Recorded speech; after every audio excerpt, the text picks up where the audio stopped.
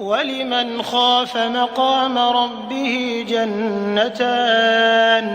فبأي آلاء ربكما تكذبان ذواتا أفنان فبأي آلاء ربكما تكذبان فيهما عينان تجريان فبأي آلاء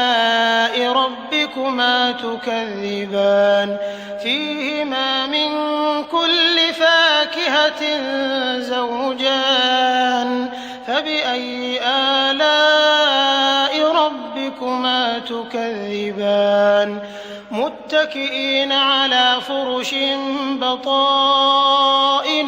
من استبرق وجنى الجنتين دان فبأي آلاء ربكما تكذبان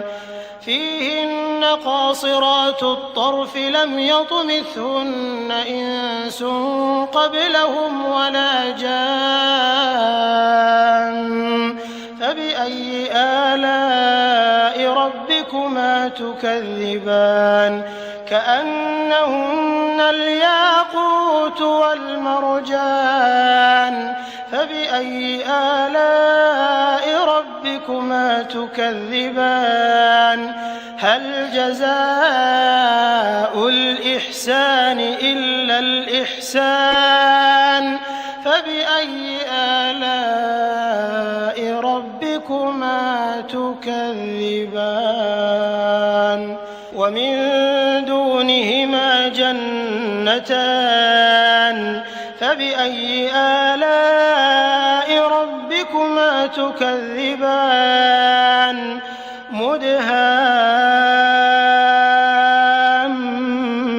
مدهامتان فبأي آلاء ربكما تكذبان فيهما عينان نضاختان فبأي آلاء ربكما تكذبان فيهما فاكهة ونخل ورمان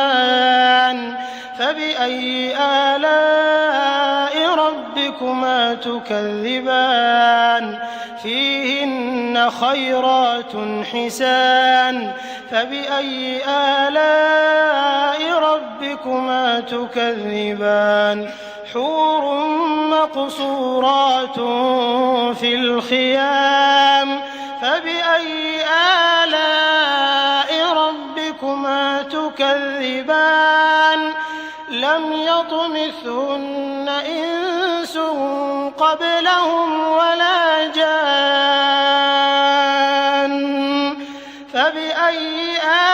آلاء ربكما تكذبان متكئين على رفرف خضر وعبقري حسان فبأي آلاء ربكما تكذبان